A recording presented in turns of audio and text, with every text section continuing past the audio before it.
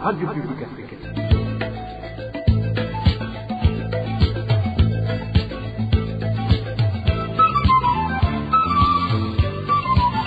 Radio Publique Africaine.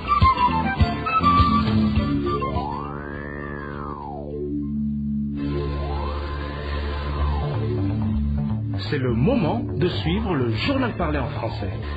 À la présentation, Janvier Ninina Hazgu. Vous êtes les bienvenus, chers auditeurs, au journal de la RPA parlé en langue française, ce samedi 9 novembre 2024. Et sans trop tarder, passons immédiatement aux grandes lignes de cette édition.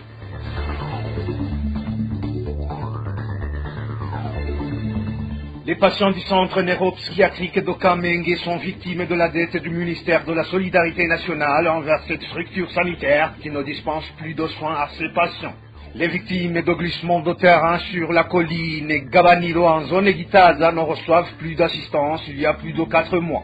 Certains n'ont même pas d'abri. Enfin, au cœur de la société, l'on parlera de la 18e édition de la caravane du flambeau de la paix. Et c'est tout pour le sommaire. Le développement des titres, c'est dans quelques instants.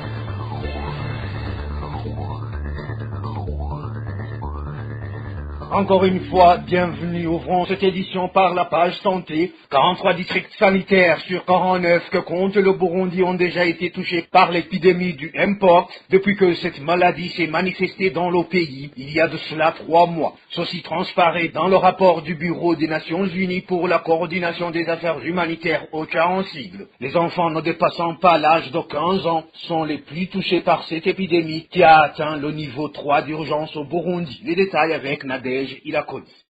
Ce rapport du mois d'octobre 2024 du Bureau des Nations Unies pour la coordination des affaires humanitaires, OCHA, indique que l'épidémie de la variole du singe, Mpox, s'est déjà propagée dans 43 districts sanitaires sur 49 se trouvant au Burundi depuis le mois de juillet 2024, quand le ministère de la Santé publique a déclaré la présence de l'épidémie dans le pays. Ainsi, depuis le 21 juillet jusqu'au 31 octobre 2024, le rapport d'OCHA fait savoir que l'épidémie de Mpox est au niveau 3 d'urgence au Burundi, cette maladie ayant déjà affecté 1607 personnes. Parmi ces cas de Mpox, les enfants de 15 ans constituent le groupe le plus touché avec 47%. Les enfants de moins de 5 ans représentent 25% des cas confirmés et les jeunes âgés de 20 à 30 ans représentent aussi 25%. Ce rapport d'OCHA montre également que parmi les 1607 cas de Mpox, 963 cas proviennent de 3 districts sanitaires de Bujumbura.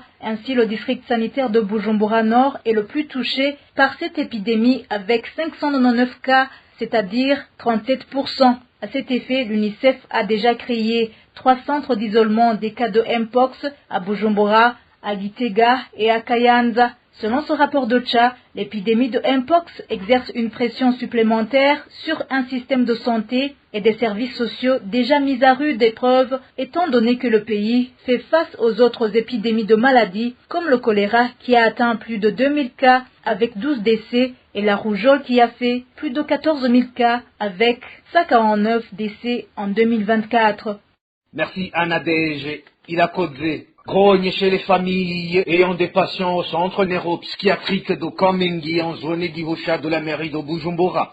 Selon ces familles, cela fait 2 mois que les leurs ne reçoivent aucun traitement du fait que le ministère de la Solidarité nationale qui les prenait en charge a une énorme dette envers cet hôpital, ce qui met en danger la vie des patients. Walter Kwizela nous en dit plus.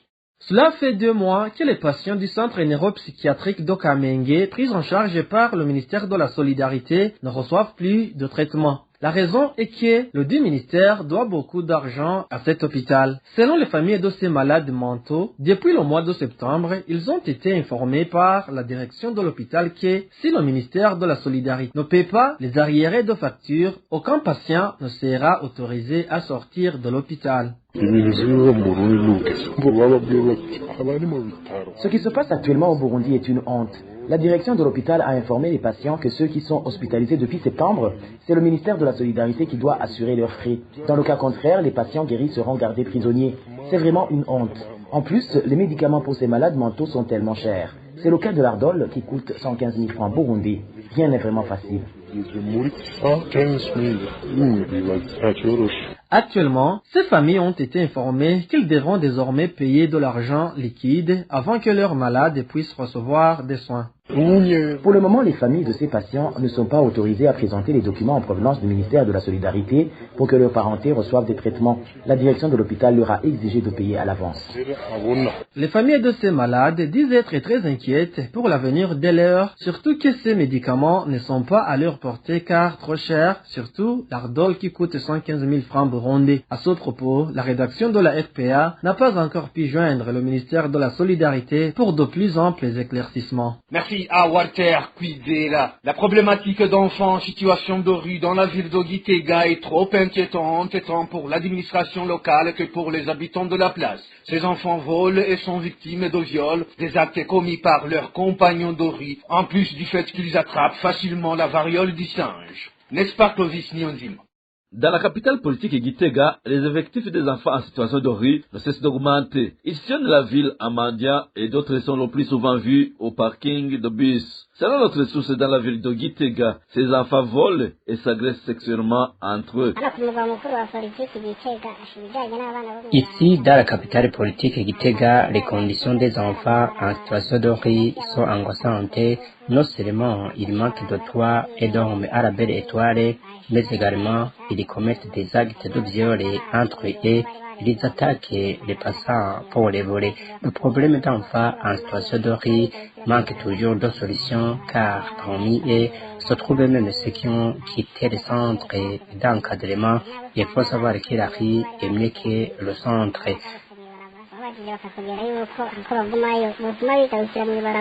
Dans cette période d'épidémie de la variole du singe, ces enfants ne sont pas épargnés par cette épidémie, poursuit notre source.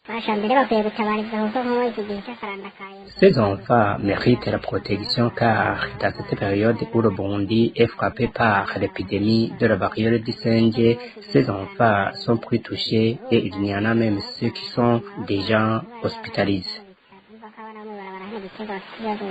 Le mois dernier, les autorités administratives provinciales à Gitega ont tenu une réunion qui avait pour objectif d'étudier ce cas d'enfants en situation de rue dans la ville de Gitega à cause de l'augmentation de crimes commis par ces enfants. Mais selon notre source sur place, aucune solution n'a été dégagée jusque-là. Merci à Clovis Nyonzima, une courte pause puis on continue.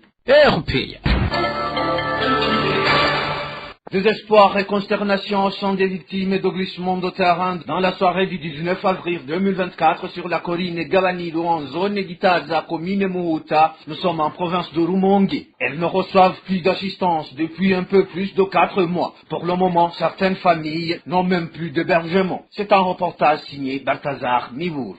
Ils sont sans abri, ils n'ont pas où cultiver. Il s'agit des habitants de la colline Gabaniro en zone Gitaza, commune Muhuta de la province de Rumongue. Le calvaire qu'ils vivent pour le moment est consécutif au glissement de terrain qui a tout emporté sur cette colline. Dès le premier jour de cette catastrophe, les victimes recevaient des assistances. Aujourd'hui, ce n'est plus le cas. La situation va de mal en pire. Une série de problèmes qui conduit jusqu'à cause de troubles psychologiques pour quelques des victimes. Dès les premiers instants de la catastrophe, les victimes ont été installées dans un site à Gitaza, dans les enceintes de la ville ici. Ils y ont passé un peu près de 2 mois. Ils recevaient des assistances, mais ce n'est plus le cas. Ceux dont les maisons ont été complètement détruites ont dû chercher des maisons à louer. Mais voilà que même l'argent qui leur avait été donné comme loyer a été vidé. Ça fait un peu près de 2 mois qu'ils ne sont plus assistés. Pourtant, ils ont tout perdu. Aujourd'hui, ils sont menacés par la faim. Ils ne trouvent plus de quoi nourrir les enfants. Ils ne trouvent plus d'habits. C'est vraiment des moments difficiles pour eux. Certains commencent même à déprimer.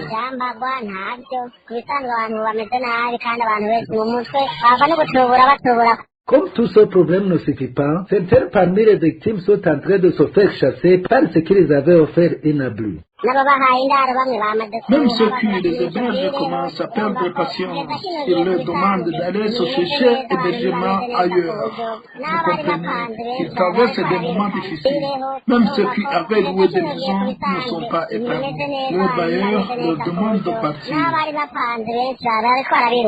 La rédaction de la RPA n'a pas encore pu joindre le ministre de la Solidarité. La Corinne Gabiro a connu un glissement de terrain dans la soirée du 19 avril 2024. Le bureau qui avait fourni l'administrateur communal de la catastrophe faisait état d'une personne morte, de 375 maisons détruites, de 2485 sans-abri et de 500 hectares de champs agricoles détruits. Merci Balthazar Miburu. Les cultivateurs de différentes provinces se lamentent suite au manque d'engrais chimiques de type urée produits par la société FOMI. Alors qu'ils ont payé toute la solde exigée, ces habitants indiquent qu'ils vont enregistrer d'énormes pertes dans la mesure où la période de sarclage est déjà terminée. Emmanuel Niyungeku. Le retard enregistré dans la distribution des engrais chimiques de type urée produits par les FOMI préoccupe pas mal de cultivateurs de différentes provinces. Ceux de la commune de Vianda, en province de Bururi, font savoir qu'ils ont attendu longuement ce produit, mais sans succès, alors qu'ils ont payé tout le solde exigé. Ils trouvent cependant qu'ils vont enregistrer d'énormes pertes parce que la période de sarclage est déjà terminée.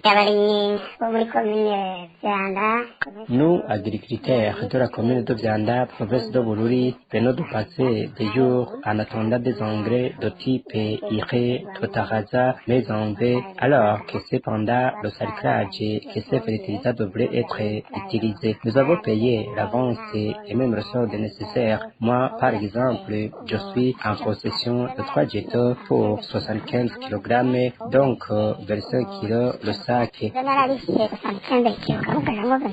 Même son de cloche chez les agriculteurs de la commune de Muhanga, province de Kayanza. Notre source dans cette commune déplore le fait que les engrais fournis ce vendredi dans l'une des zones composant cette commune ont été partagés par kilogramme, même si certains espéraient qu'ils allaient récupérer tout en sac. Nous avons un problème d'accéder aux engrais chimiques dans notre commune de Muhanga. Ce vendredi, la zone de Malanza a été approvisionnée. C'est l'administrateur et le chef de zone qui ont assuré la distribution. Celui qui avait payé le prix d'un sac n'aura pas eu. Il y avait des sacs qui étaient prévus pour toutes les collines. Le partage se réalisait par kilo comme on est habitué de le faire pour le cycle. Nous voyons que c'est un sérieux problème et c'est une perte totale pour tout ce que nous avons cultivé. Ces cultivateurs implorent donc tous les responsables des habilités de rendre disponibles ces fertilisants. Nous demandons à la FOMI, aux responsables agricoles et administratifs de s'activer pour nous fournir des engrais afin de fertiliser nos champs avant qu'il ne soit trop tard. Lors d'un point de presse animé le 8 juillet 2024, le ministre Prosper Dodiko, ayant l'agriculture dans ses attributions, a interpellé les agriculteurs de répondre à une campagne de paiement du solde pour les engrais chimiques destinés à la saison culturelle 2024 et c'est une campagne qui s'est déroulée du 11 juillet au 11 août 2024. Merci à Emmanuel Niyungeku. La rédaction de la RPA a pu répertorier 13 personnes assassinées dans cette province du pays. Selon nos enquêtes, la plupart de ces victimes ont été tuées par des agents de l'ordre. Le point avec Emmanuel Ndaishimi. 4 des personnes portées à la connaissance de la RPA comme ayant été tuées ont été assassinées en province Ngozi et 3 en province Chibitoke. Quant aux provinces Karuzi, Muramza, Muyinga, Rumonge, Bujumbura et Gitega, elles ont enregistré un cas d'assassinat chacune, ce qui fait un total de 13 personnes tuées dans le mois d'octobre dernier. Parmi ces victimes, 7 ont été tuées à la machette dans les provinces Chibitoke, Rumonge, Ngozi, Gitega, Muramza et Karuzi, tandis que 2 ont été tués dans des circonstances non encore élucidées et leurs corps jetés dans la brousse. Cela s'est passé en province Bujumbura et Gitega. Quant aux 4 restants, 3 ont été tués fusillés par un policier du nom de Deo Ndaisenga dans un bistrot du nom de Muchode situé dans la ville d'Ongozi et l'autre ayant été aussi fusillé à Muyinga par une policière du nom de Godelive Inina Hazwe. Parmi ces 13 personnes assassinées, 4 sont des femmes dont une certaine Belize Nimagaritse, tuée par des agents du service national de renseignement en province Rumongue. Merci Emmanuel Ndaishimiye. Dans quelques instants, c'est le mini-magazine au cœur de la société. RPA. L'émission au cœur de la société de ce samedi revient sur la 18e édition de la caravane du flambeau de la paix qui a été lancée officiellement ce samedi 9 novembre 2024. Au cœur de la société vous est présenté par Pierre Garungu. Au cœur de la société. Au cœur de la société est une émission de tous les samedis préparée en synergie par les radios Inzamba Agate Kakawe, Radio RPA Idjouya Wanyagihugu, ainsi que la radio-télévision Renaissance. Lancement ce samedi 9 novembre 2024 de la 18e édition de la caravane du flambeau de la paix au stade Urunani dans la commune de Buganda en province de Cibitoke. Le flambeau de la paix parcourra le pays en suivant le nouveau découpage administratif pour se clôturer le samedi 30 novembre 2024 au stade Katwaro dans la province de Kayanza. 18 ans après le début de cet événement festif annuel, le flambeau de la paix a-t-il véritablement porté ses fruits? Qu'en disent les acteurs politiques burundais? Ces questions cruciales seront abordées dans le mini-magazine Au cœur de la société de ce samedi 9 novembre 2024. Pierre Garungu sera à la présentation. Bienvenue.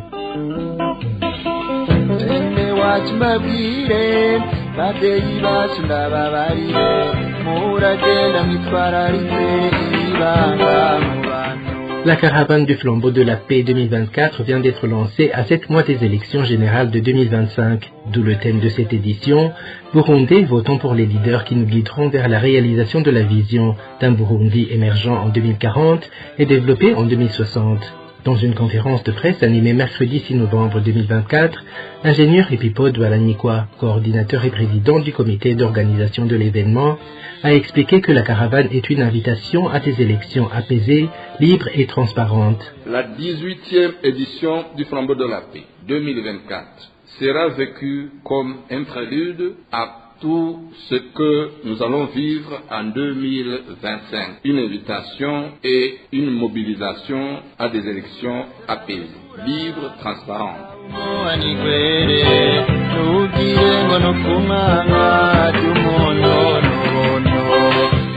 Les acteurs politiques burundais expriment leurs doutes quant aux résultats concrets de la caravane du flambeau de la paix.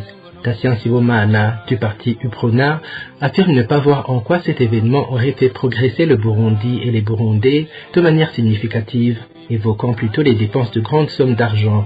Je pense que c'est une édition comme tant d'autres qui n'apporte rien de nouveau. Peut-être que par rapport au thème de cette année, ce qui est nouveau, c'est qu'on va sensibiliser les gens à aller voter massivement. Pour le reste des éditions, je ne vois pas en quoi le flambeau de la paix aurait avancé les Burundais et le Burundi de façon générale. Et vous savez que le flambeau de la paix qu'on planifie, ce qui devrait être fait pour qu'en 2040, le Burundi puisse atteindre tels objectifs, puisse arriver à une étape X du développement. La difficulté se trouve dès le départ, de l'élaboration même du budget. Est-ce que réellement il y a une rubrique consacrée à la célébration du flambeau de la paix? C'est vrai, je n'ai pas parcouru toute la loi budgétaire, mais je doute fort. De toute façon, c'est que ça nécessite de l'argent. Et certainement que ce n'est même pas une petite somme. Si ce n'est pas clair, comment les services chargés du contrôle de l'action gouvernementale peuvent demander comment cet argent a été utilisé ou d'où est venu cet argent? Ça échappe au service de contrôle. Mais l'écho du côté du parti UPD Zigamiwanga, reconnu par le ministère de l'Intérieur. Kassim Abdoul estime que la crise burundaise, avec ses nombreuses conséquences, ne trouvera pas de solution dans le symbole du flambeau de la paix. Les 17 éditions que ça vient de faire cette cérémonie, j'appelle ça cérémonie, parce que c'est pratiquement un cérémonial qui se fait. Nous ne voyons pas de valeur ajoutée de cela. Tenez qu'est-ce qu'on fait, qu'est-ce qu'on voit. D'abord, l'équipe de ces porteurs de flambeaux, c'est une grande équipe. Et si on regarde maintenant les consommations en carburant, les véhicules utilisés, les hôtels et toutes les consommations relatives, on trouve que pratiquement c'est le budget de l'État qui est bousillé, mais que pratiquement sur le terrain, on ne voit pas la valeur ajoutée. Une action comme celle-là, ça n'a pas la raison d'être. C'est vraiment une activité de trop. C'est peut-être, si même on tenait compte du thème de cette année, je crois qu'il s'agit d'une campagne électorale qui est déguisée, dans la mesure où pratiquement les membres de ce groupe-là, porteurs du flambeau, on se demande si pratiquement ils le font dans quel cadre. C'est un cadre qui est vraiment légal, c'est un cadre qui est réglementé, donc on ne sait même pas dans quel cadre ça se fait. On recommanderait d'arrêter ce cérémonial et ces cérémonies parce que pratiquement il n'y a pas de valeur ajoutée sur l'économie nationale.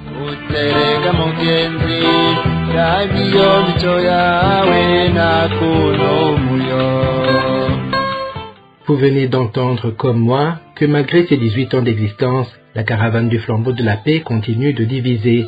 Des voix politiques s'interrogent sur son utilité réelle face aux défis du Burundi. C'est ainsi que se termine le magazine Au cœur de la société. Vous étiez en compagnie de Pierre Gahungu. Rendez-vous samedi prochain. Au revoir. C'était l'émission Au cœur de la société. Et c'est par ici, amis chers auditeurs et auditrices, que nous mettons fin à ce journal de la RPA parlé en langue française. Ce samedi 9 novembre 2024. Merci pour votre aimable écoute. Merci à toute l'équipe de la rédaction pour la collecte et le traitement de toutes ces infos, sans oublier la contribution de l'équipe technique. À la présentation, vous étiez avec Janvier Nimina Hazoué. Au revoir.